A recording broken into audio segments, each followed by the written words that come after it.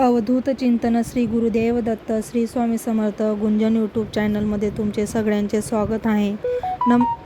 नमस्कार ताईंनो. स्वामी प्रकट दिनापर्यंत करा या प्रभावी सेवा. स्वामी समर्थांचे प्रकट दिन भक्तांसाठी अत्यंत पवित्र आनंदाचा दिवस असतो. या काळात स्वामींना प्रसन्न करण्यासाठी आणि त्यांचा आशीर्वाद मिळवण्यासाठी खूप छान योग असतो.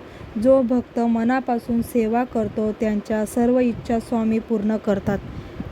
येत्या 31 मार्चला स्वामी प्रकट दिन आहे. तर आपण स्वामी प्रकट दिनापर्यंत काही महत्त्वाच्या सेवा व उपाय केले तर ते खूप प्रभावी ठरतात. कारण या वेळेला दत्तस्त 1000 पटीने कार्यरत असते. या वेळेला केलेल्या सेवांच्या स्वामी आपल्याला इच्छा फळ देतात. त्या कोणत्या आहेत ते मी तुम्हाला खाली सांगणारच आहे.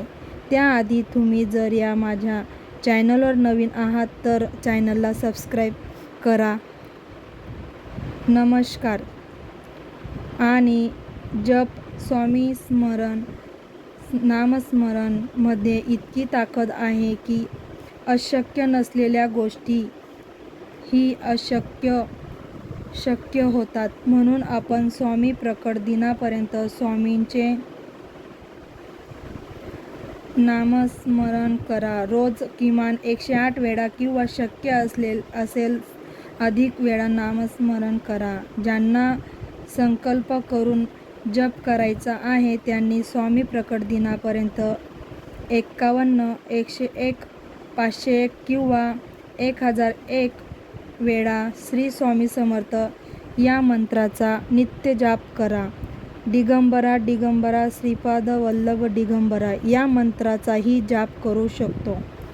यासोबतच स्वामी प्रकट दिनापर्यंत रोज तारक मंत्राचेही पठण करू शकतो. तारक मंत्रामध्ये प्रचंड शक्ती आहे. रोज दिवसातून 11 वेळा किंवा ज्यांना जसे जमेल त्यांनी तारक मंत्राचंही वाचन करू शकता. गुरुचरित्र आणि स्वामीचरित्र पठण. काही जण स्वामीचरित्र सारामृताचे पारायण करतात तर काही जण गुरुचरित्राचे पारायण करतात. प्रत्येक जण आपल्या आवडीनुसार व वेळानुसार सेवा करत असतो. पण जर आपण स्वामी प्रकट दिनापर्यंत स्वामीचरित्र सारामृताचे पारायण केले तर आपल्याला कित्येक पटीने फायदे होतात.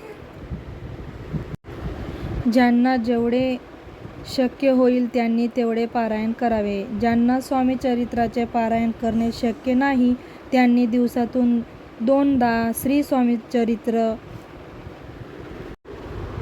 अवतरणिका वाचावी किंवा ऐकावी. याने संपूर्ण स्वामीचरित्राचे फळ मिळते. तुम्हाला हा व्हिडिओ आवडला असेल तर व्हिडिओला लाईक करा आणि मला कमेंटमध्ये श्री स्वामी समर्थ नक्की लिहा.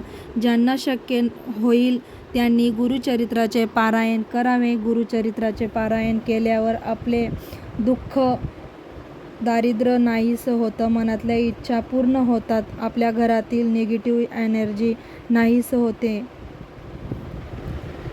श्री स्वामी समर्थ. धन्यवाद. स्वामींची मांडणी कशी आहे कमेंटमध्ये नक्की सांगा. बाय.